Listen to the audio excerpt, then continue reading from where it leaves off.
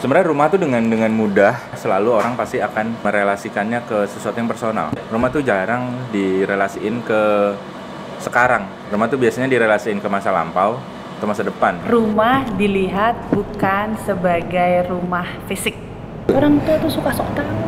Kita selalu berpikir orang tua nih yang terbaik sekayaknya dari point of view kita gitu, bahwa anak kita bisa grow kalau kondisinya begini. The more we grow up kan makin kita nggak hanya stay di rumah terus kan gitu. Environment yang di luar yang lebih ngebentuk sudut pandang kita gitu. Jadi kayak rumah itu kayak kerangkanya doang. Yang aku bawa dari rumah itu value. Kalau value aku mungkin lebih dapat dari luar, cuma kalau dari rumahnya itu sendiri mungkin yang kebawa memorinya. Impact dari orang tua tuh gede banget gitu. Temenan itu jangan sama sembarang orang gitu. Tanpa disadari dengan maksud yang sangat baik. Tapi hal utama itu jangan pernah percaya sama orang lain.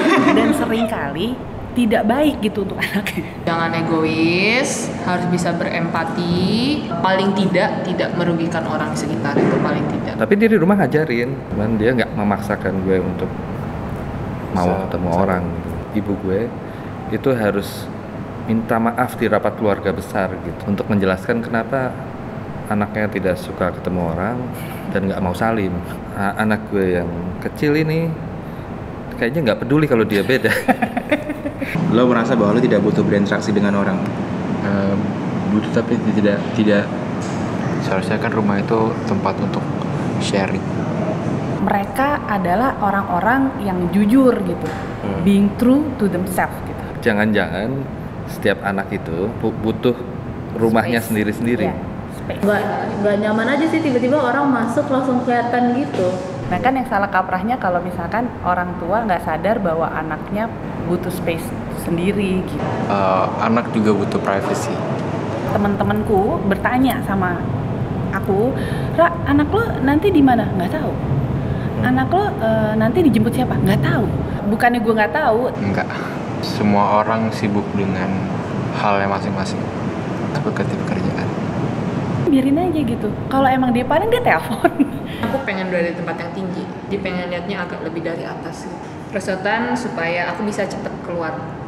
Jadi kalau misalnya mau main atau mau ngapain, gak usah lewat tangga, capek.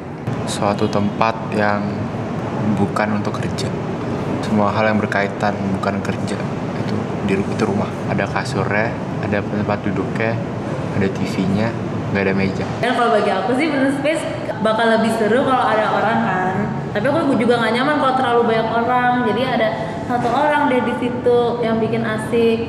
Jadi kan mencari nyaman kan gitu. Dulu waktu muda kan kita berada di pihak anak nih. Orang tua tuh musuh kita gitu kan. Kita tuh Berasanya gitu. Karena kita nggak mau bikin mereka bersalah juga ya. Kasian nih. Nggak ada orang tua jahat. Masa sok tau karena itu I know what's best for you gitu. Padahal pas kita udah tua dan ngobrol dengan banyak orang tua, sakno loh banyak orang tua di jalan itu. Berempati kepada semua orang termasuk dirinya dong berarti. Orang tua pengen anaknya menolong orang itu ekspektasi. Learn to appreciate people, menghargai orang, respect orang lain, dan yang penting cherish mereka sih, soalnya nggak mungkin kamu hidup sendiri gitu. Sebagai orang tua, bikin kita nggak punya ekspektasi susah loh. Iya. Kita nih tahu nih, kepalanya tahu harus gimana. Cuman refleksnya kan nggak gitu. Iya, refleks. Insting gue mau protek dia. Ingat pergaulan, jangan nakal-nakal, tahu batasan. Challenge yang paling berat tuh untuk orang tua adalah melihat di mana tempat anak ini sebenarnya bisa grow. Yang Anton buat ini, dia ngambil yang lampau itu dan juga impian-impian itu lalu ditaruhnya dihadapkan dengan yang sekarang. Lalu dihadap-hadapkan, di juxtapose gitu sama yang terjadi atau yang dialamin, kegelisahannya atau kecemasannya, tantangan-tantangan yang ada sekarang. Kita harus ngelihat ke masa lalu gitu, tapi tanpa harus romantik. Yang kalau menurut gue di konteks ini ya Anton sendiri. Gue sendiri justru ngelihat Anton sebenarnya lagi ngomongin sesuatu yang lebih luas tapi lewat dirinya. It's very personal, tapi itu juga shareable banget, ngomongin hal yang lebih besar kayak misalnya soal generasi, soal dogma, soal keluarga, tentang rumah bukan cuma sebagai ruang fisik, ngomongin soal hubungan orang tua sama anak gitu. Ada pola tertentu gitu. Ada pola tertentu yang terjadi. Paling nggak membuat orang berpikir ulang sih kalau menurut gua gitu. Oh iya ya, ternyata kita kayak gitu ya.